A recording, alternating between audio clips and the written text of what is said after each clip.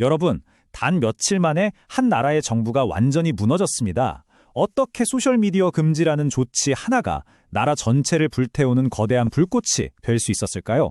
지금부터 네팔 정부가 어떻게 붕괴했는지 그 과정을 샅샅이 파헤쳐 보겠습니다. 자, 그럼 모든 것이 무너져 내린 2025년 9월 그 시간으로 함께 돌아가 보시죠. 전 세계를 충격에 빠뜨렸던 그 혼란의 거리, 그 한복판에서는 대체 무슨 일이 벌어지고 있었을까요? 이건 서서히 진행된 몰락이 아니었습니다. 그냥 한순간에 폭발해버린 거죠. 의회는 해산되고 총리는 다른 나라로 도망가고 정부 건물들은 불길에 휩싸였습니다. 말 그대로 국가 시스템이 순식간에 멈춰버리면서 엄청난 권력 공백이 생긴 겁니다. 이 어마어마한 분노를 터뜨린 도화선은 과연 무엇이었을까요? 정말 놀랍게도 이 모든 일의 시작은 정부가 내린 단 하나의 명령이었습니다. 정부가 내세운 공식적인 이유는 간단했어요.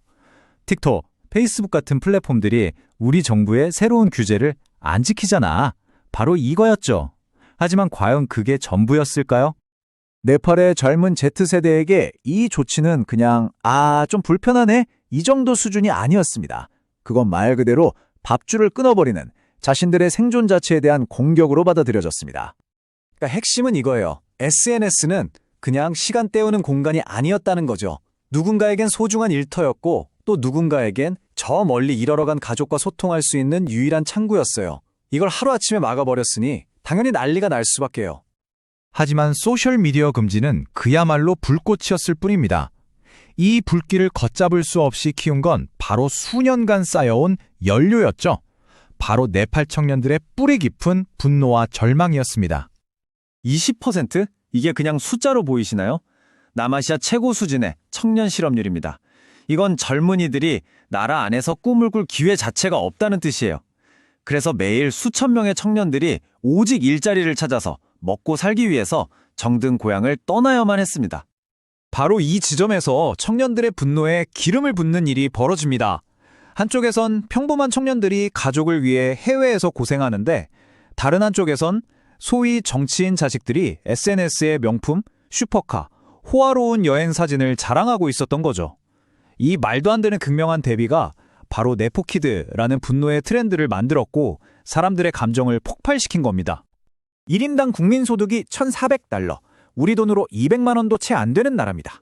이런 상황에서 정치가 썩었다는 막연한 불만이 내 세금으로 저들이 저렇게 잘 먹고 잘 사는구나 하는 아주 구체적이고 개인적인 분노로 바뀐 거죠. 추상적인 문제가 잔인할 만큼 생생한 현실이 된 겁니다. 사실 이런 좌절감은 하루아침에 생긴 게 아닙니다.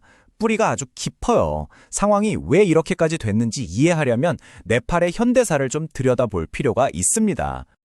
자, 이 타임라인을 한번 보세요. 정말 파란만장하죠. 왕정이 무너지고 10년이 넘는 끔찍한 내전이 있었고 심지어 왕실이 통째로 무너지는 비극까지 수십 년간의 피와 혼란을 겪고 나서야 마침내 2008년에 공화국이 탄생합니다. 정말 엄청난 희생을 치르고 얻어낸 희망이었어요. 사람들은 정말 기대가 컸습니다. 이제 이 지긋지긋한 혼란과 가난도 끝이다. 민주주의가 우리에게 더 나은 미래를 가져다 줄 거야. 하고 굳게 믿었던 거죠. 하지만 그 희망은 철저하게 배신당했습니다. 소수의 정당들이 자기들끼리 권력을 돌려막는 정치 카르텔을 만들었고 17년 동안 정부가 무려 13번이나 바뀌는 최악의 정치 불안이 계속됐죠. 나라 발전은 뒷전이고 오직 자기들 배만 불린 겁니다. 자, 그럼 다시 2025년 9월로 돌아와 보겠습니다. 이 모든 분노와 실망이 어떻게 하나의 거대한 폭발로 이어졌는지 그 과정을 자세히 따라가 보죠. 처음엔 분명 평화 시위였습니다. 하지만 정부의 대응은 최악이었죠. 시위대를 향해 총을 쐈습니다. 첫날에만 최소 19명의 젊은이가 목숨을 잃었어요. 이 소식이 퍼져나가자 시위는 걷잡을 수 없는 분노의 봉기로 바뀌었습니다. 결국 정부가 스스로 무덤을 판 셈이죠. 정말 치명적인 오판이었습니다. 자, 그렇다면 우리는 이 네팔 사태를 어떻게 바라봐야 할까요? 이 사건을 분석한 자료들을 보면 크게 두 가지의 뚜렷한 해석이 존재합니다. 첫 번째 관점은 이건 터질 게 터졌다는 겁니다. 수십 년간 쌓여온 정치 부패와 경제 실패, 그리고 미래를 통째로 도둑맞은 한 세대의 절망이 결국 폭발했다는 거죠. SNS 금지는 그냥 그 방아쇠 역할만 했을 뿐이라는 해석입니다. 다른 한편에서는 이걸 좀 더 큰 틀에서 봐야 한다고 말합니다.